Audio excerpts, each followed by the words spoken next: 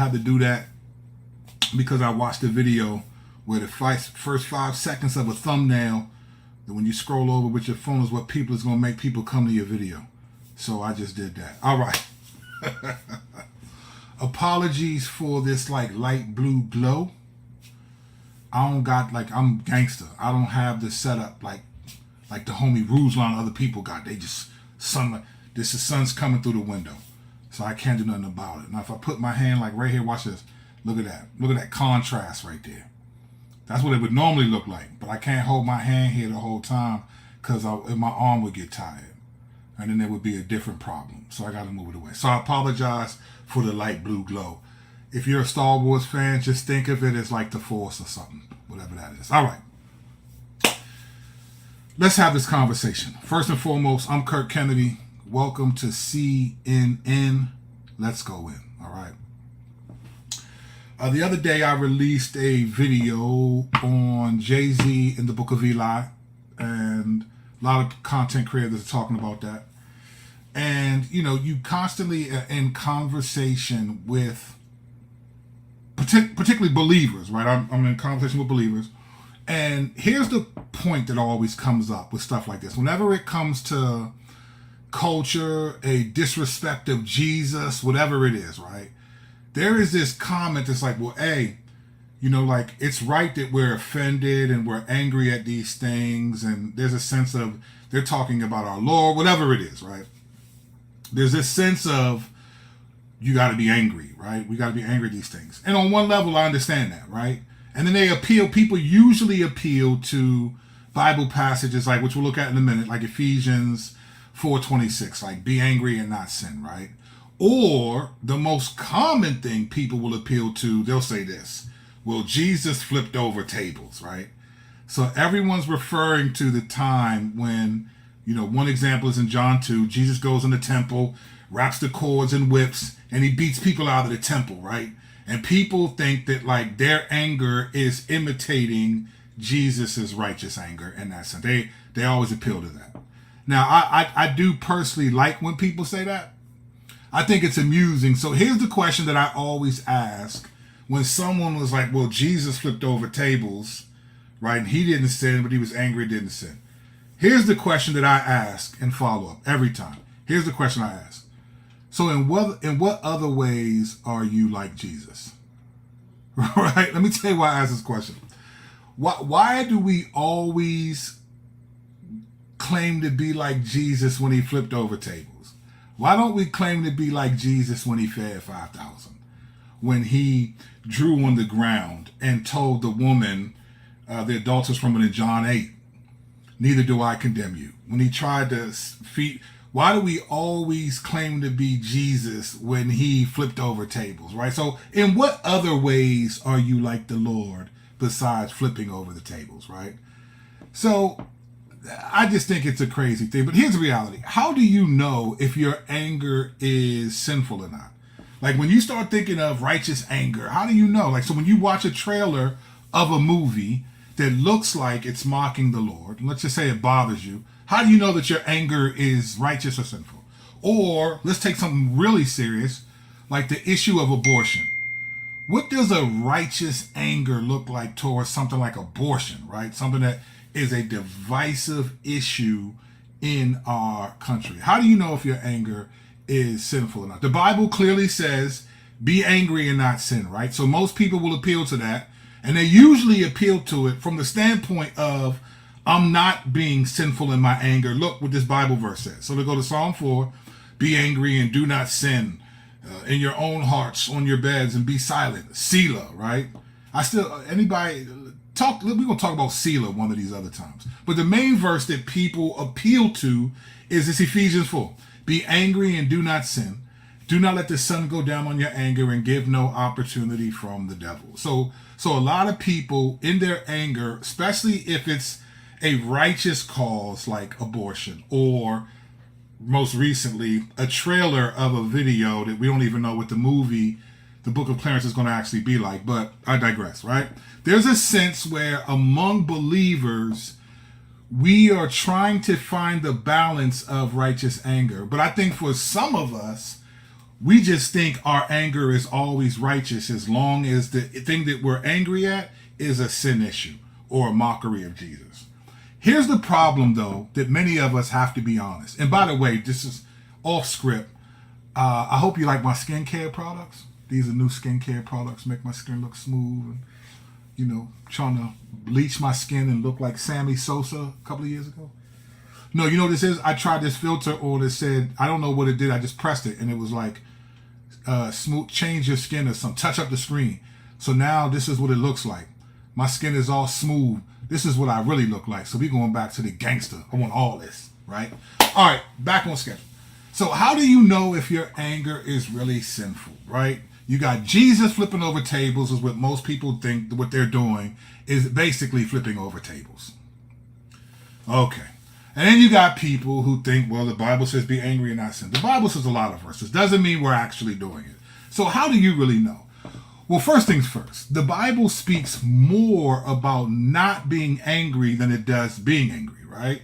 So there are verses like we said, Psalm 4, Ephesians 4, right? Do not be angry and sin not. Those are in the Bible, but the Bible speaks more against being angry than it does you should be angry, right? So, like prime example, here's James 1:19. Here's what it says. It says, know this, my beloved brothers, let every person be quick to hear, slow to speak, slow to anger. Why? For the anger of man does not produce the righteousness of God, right? So it just doesn't produce it. It doesn't. So when you're angry, when I'm angry, it doesn't produce the righteousness of God. So here's the question. How do you know if you're angry or not? If you saw the Book of Clarence trailer or whatever issue and you reacted in an angry way, how do you know that it's righteous or not? 3 questions you got to ask. You got to ask these if you really want to know this. If you don't, then do you. 3 questions you got to ask. First, why are we angry? Like, why are you angry? What is the cause of your anger? This is the most important question. Now, you would say, well, a trailer that's mocking the Lord. Okay, or people having abortions, right? Here's a question you have to ask yourself too, though. Are you as angry at the sins that you commit as the sins that you see other people commit? Because if you're angry at unrighteousness, the question you got to ask is, well, am I as angry at my own sin as I am? Because my sin is always sinning against the Lord, right? So are you as offended at your own sin as you are at the sins of others? If you're not, Sherman, it could be that you're not as righteously angry as you thought, right? You shouldn't be more angry at other people's sin than your own, since you know the Lord, since I know the Lord, right? The reason why we have to ask this question, why are we angry, is because of verses like this. James 4, right? What causes quarrels and what causes fights among you? Is it not this, that your passions are at war within you? So here's God saying, what's causing fights and quarrels, what's causing you to be angry is your passions are at war within you, right? Saying your desires, your passions, not God's, but yours, right? James 4:2. You desire and do not have, so you murder. You covet and cannot obtain, so you fight and quarrel. You do not have because you do not ask. So here's what he says. Why are we angry? Well, according to James, a lot of our anger is we want things that we're not getting. And when we don't get them, we fight with other people. So this is classic, right? So this happens all the time. This happens all the time in driving. You know what road rage is? Do you know what road rage is? All road rage is an angry response towards a person for them being largely inconvenienced, right? Like, you ever pull out, like, say cars are coming, and you're like, all right, I live on this street, right? My house, I pull out, there's a street of cars going this way, and there's this other side, the cars are going this way. I often have to go left, and so I got to time it. It's like playing Frogger. For those of you, beat your chest if you know about Frogger, man. It's like playing Frogger. You got to cross the street and not get hit by the car, right? So I got to look this way and look that way, and I'm trying to figure out. So I see cars coming, and I'm trying to, and I see a long line of cars coming, so I pull out real quick, and this car's coming this way, and I pull out and try to get in front of it real quick. I'm not trying to cause an accident, but I'm not trying to wait 10 more minutes for these cars to come by, and people will beat their horn and be offended. Fam, all I did was make you slow down a little bit. You're angry at me. You're beeping at me, looking at me. Now, most people will beep, and they look at me, then they realize, oh, that's a big black dude. They'd be like this. Hey. Because they know what time it is, right? No, most of the times you're angry because I made you slow down, right? A lot of our anger is because we want things that we're not getting. So the question you have to first ask is, why am I angry? But let's just say it's a cause like abortion. Let's just say it's something serious like that, or some injustice happening to people. Here's the next question you have to ask yourself. Well, what do you do with that anger? What do we do with our anger? When we're angry, what do we do? That's going to be the biggest tell on if it's righteous anger or not. What do we do when we're angry? If I cuss people out, or if I think negative or get bitter at people, then there's no righteousness in that at all, right?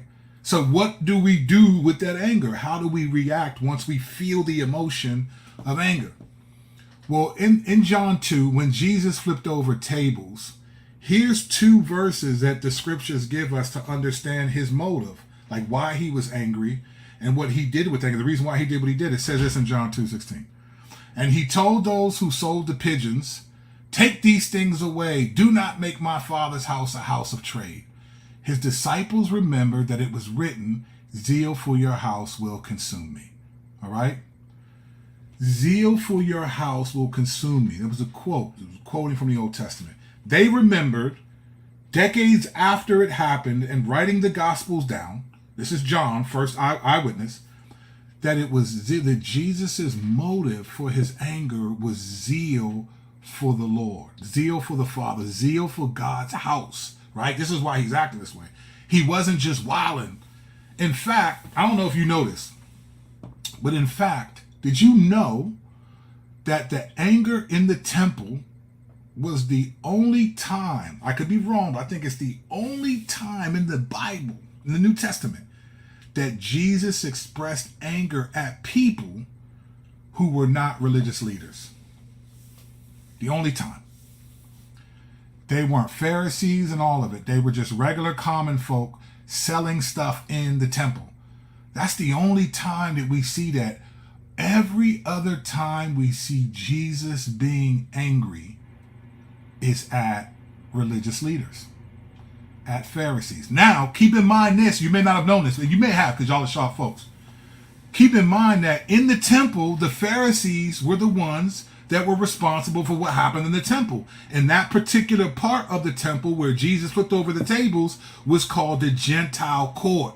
And in the Gentile court, that was where God-fearing Greeks that were not Jewish were allowed to believe and express their faith in Yahweh. But the Pharisees allowed people to sell in that part of the temple, and they were robbing and cheating each other. So even though Jesus was angry at the people, he was actually angry at the religious leaders that allowed the temple to be desecrated in that way. So even in that situation, Jesus' anger wasn't even at people, it was at religious leaders. So what do we do with this? Why are you angry? What do you do when you're angry? That's a big deal. Because here's the reality. A righteous anger is spirit-led, right? Because it's righteous, right? Spirit-led, and it doesn't contradict the other fruits of the Spirit, right? And this is where when we're talking about things like abortion or about sex trafficking, right? Or about particular issues that are really sinful and we feel some type of way. How do we process what we're feeling and doing? Well, if it's a righteous anger, it's not going to contradict the other fruits of the Spirit. It won't, right? It's not going to contradict that. And I'll get to this in a second, but this is the real issue when it comes to anger. And this is where a lot of Christians, I think, were self-deceived. What we have is partisan moralism that we're thinking are biblical ethics, and they're not, because you won't find a credible verse in the Bible that tells you should hate people because of the sins that they commit. Right? You won't find that anywhere. So what we get is most of the anger, this is the reality, most of the anger that we experience is not because God's receiving, because people aren't glorifying God, but because people are inconveniencing us in some way, shape, or form. Now, don't get me wrong. I'm not saying that when we look at causes like abortion, sex trafficking, things like that, right? We look at those kinds of things. There's a righteous anger, but the problem is, there's an anger, but the problem is it's the anger of Luke 9. Remember what happened in Luke 9? So this is what happened in Luke 9, right? Jesus was telling the disciples to go into Samaria and ask them, can they cut through to go to Jerusalem, right? Because it was a shortcut. Like Jerusalem was way over here, and they were over here, and Samaria is in the middle, and they wanted to just cut right through, or they got to go all the way around. So they send the disciples in. The Samaritans are like, nah, we ain't doing it. If you're going to Jerusalem, we don't like Jews, we ain't going. And so this is what happens after that. This is Luke chapter 9, right? This is what happens. And when the disciples, James and John, right, the sons of thunder, when they saw it, they said, Lord, do you want us to tell fire to come down from heaven and consume them? Right? So this, make sure we're clear. Hey, guys, can we cut through your city to get to Jerusalem? Nah, fam, we ain't letting you do that. You're not cutting through. We don't really bang with y'all Jews. All right, cool. They go back and tell Jesus. James and John say, hey, you want us to call down fire from heaven and destroy him? Straight Jonah with it, right? Jonah was waiting for God to destroy the Ninevites, right? Mad that he wouldn't. So do you want us to call down fire from heaven and consume them? Here's what Jesus said. But he turned and rebuked them and went on to another village.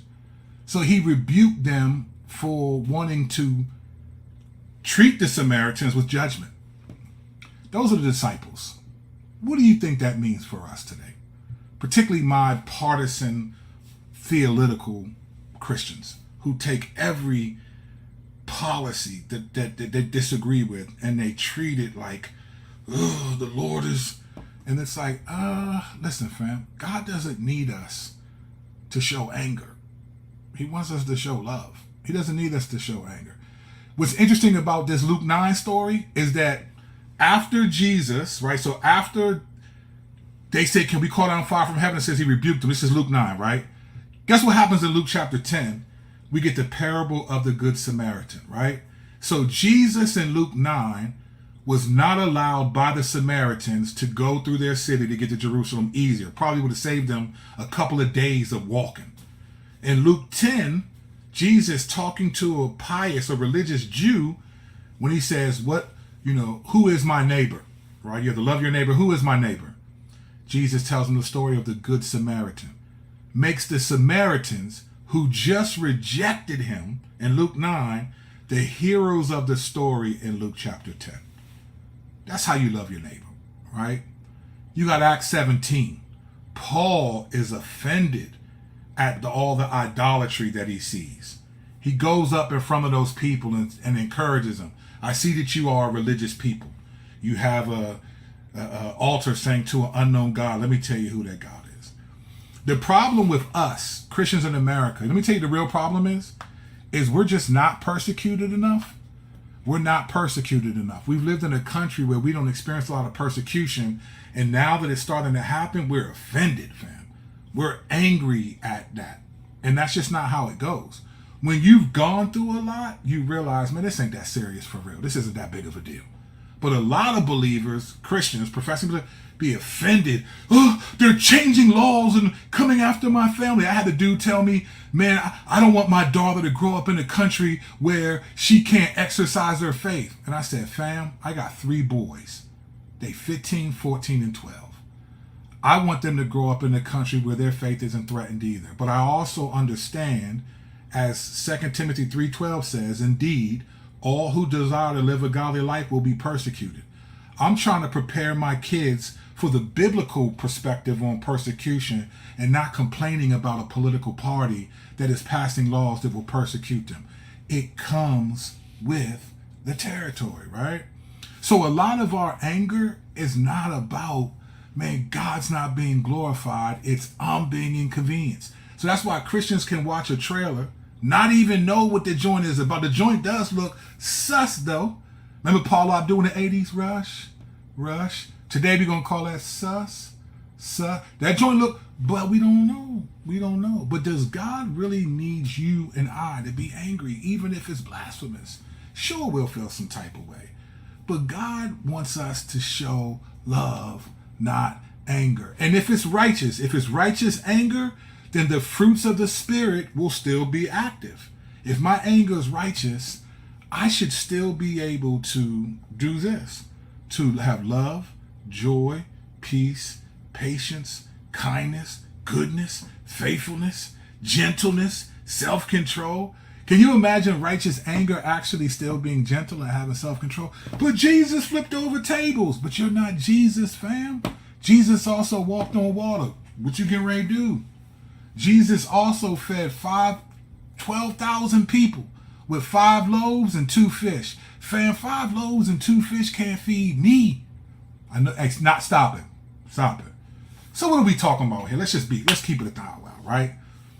A lot of this is our righteous anger should still be in the realm of the fruits of the Spirit. So here's a technique that I do. You can do this if you want. If you don't, then that's fine. You don't have to do it. Here's a technique that I do. Here's what 1 Corinthians 13. It's the marriage passage. It's not even about marriage, but this is what people do. Love is patient and kind. Love does not envy or boast. It is not arrogant or rude. It does not insist on its own way. It is not irritable or resentful. Be honest. Tomorrow's Sunday, so be honest. How many of you do this or you see believers, even people with big platforms, who are professing believers? I'm sorry, I'm shaking y'all. I got some of y'all. I hope y'all don't have anything like epilepsy or something. I apologize for that. I'm all leaning on the table, looking like there's little tremors. Apologize for that. But let's be honest. How many of you follow people or love it when you see believers be arrogant, rude, irritable, or resentful? Don't you love to click on the videos with like, oh, he destroyed such and such? That's not what's honoring to the Lord. So our anger is not righteous because of these things. So with something like abortion, what does righteous anger with something like that look like, right? It's a law in our land. We believe it's murder. That's what we believe. I'm not supposed to say that because the algorithm could blast you. But I'm the low-key OG, right? And I don't got enough followers to worry about losing some money, a couple of pennies, right? But what do we do with something like that? What does righteous anger look like? I think it is grieved, it's saddened, it's angry at the act of abortion. But it prays for the people who have them and the doctors who commit them.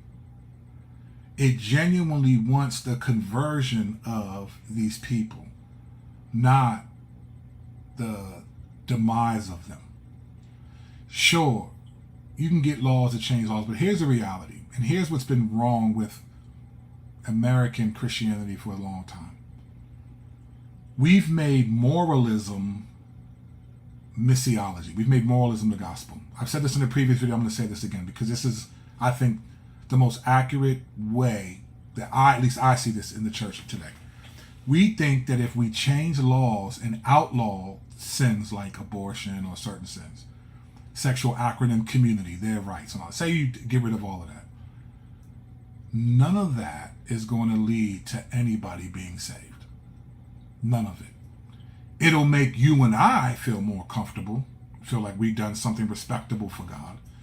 But the enemy, Satan, will be applauding because he doesn't care about morality. God is not more impressed with moralism than he is with people's salvation. You can change every law that you think is sinful and not one person come to Christ. I would rather live in a country where laws are sinful, which they are, but I have the ability, the boldness, and the responsibility to preach to others about Jesus. And you see genuine people getting saved. Do you know how many Christians live in wicked governmental regimes? China, Russia, Middle East. I mean, trees. And they just honor the Lord. So again, here's a question that you should ask yourself. I ask myself this all the time. Here's how I process. What do I do in situations like this? Here's the question I ask. What's the action of love that's required of me right now? And I will go through this list. This is a question. Okay, Lord, what is the action of love that's required of me right now? Because I'm struggling right now. I'm angry at this or that. What's the action of love? All right. I think, okay, love is patient. Love is kind. You know, I'll just go through this list. It is not envy. It is not boast. It is not rude. I'll say, okay, love is not rude. It does not insist on its own way. Okay, to be loving right now, I have to not be rude and not insist on my own way. Okay, that's what I need to do. That's how practical it is. If anyone thinks that when he says you got to love your neighbor, it means this emotional, I would just love spending time with you. There's no way. It's impossible to love people like that. You can't spend time with enough people, but you can do actions. Like biblically speaking, love is a verb. It's not an emotion. America speaking, it's an emotion. Oh my gosh, I'm so in love with this person. Biblically speaking, it's what am I willing to sacrifice and do? It's not about feeling warm and fuzzy with people. It's about what actions am I willing to do. So I want to not be rude, not be arrogant, not insist on my own way. I want to be patient. I want to be kind, all those things, gentleness, right?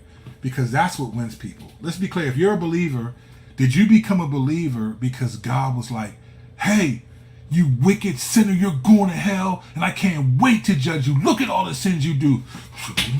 Let me come running in the church. That's not, no, it was Christ's love that compelled you. The fact that he would die to forgive you for your sins is compelling. Not the fact that he can't wait to judge you and send you to hell. And sadly, many of us as believers, we've traded moralism for faithfulness. It's just not. Moralism is not going to change people. Listen, the law of Moses didn't change their hearts. How is the constitutional law in America going to do it? So I said this recently, but I need to say it again because it's here. When I watch some people reacting to the trailer, it's like, fam, I'm just, it's not even worth your testimony to be angry at that. And lastly, let me say this. I watched this happen in the last 10 years over the whole wokeism and all of that. What I saw happening was when Christians were challenged about being loving or winsome, they were attacked by other Christians for being weak and all this stuff and the culture and this and that.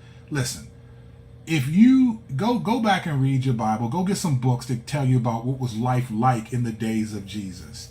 It was sexual, political, demonic. I mean, people were having demons cast out. It was wilder than what you and I see today. And the same Jesus and the same Paul who lived in these hyper political, supernatural, evil, sexual, all that, the same people that lived in those contexts also said, love one another, love your neighbor, love, patience. They didn't teach that in like a culture that was unlike ours. They just didn't have the technology that we have. So I'm not going for it. Listen, it's not even worth it. It's not even worth the anger that comes with it. Honor the Lord as best as you can. What is the action of love that's required of you? It's not always easy. I fail at times, often, but there are times I do not fail, and I'm able to honor the Lord in that way. I don't take this stuff too serious, because honestly, the Lord doesn't need me to defend him. He's asking me to represent him. It's a different ballgame. All right, having said that, man, I appreciate y'all watching. Don't forget about this bad boy. Like, see, this one is in color, nice, not like this light blue tint. Listen, I watched, I think it was Ruslan say this, that he is trying to be the best YouTube rapper. Here's what I honestly believe. I think I'm the best pastor rapper, or I'm trying to be. Go get this album streaming everywhere. I'm not even asking you to buy it. I think it's good enough that if you just hear it, but then again, some of you probably shouldn't. Some of you should heed the warning and not listen to the album. But if you have the courage to do so, streaming everywhere. I appreciate you. Man, I got a lot of other stuff to talk about, but I wanted to hit this today because I felt like, man, people are believers. We're just deceiving ourselves into thinking that we're righteously angry, when in all reality, we're not. We're probably more than ever not honoring the Lord with our anger than we are with the things that we're angry at.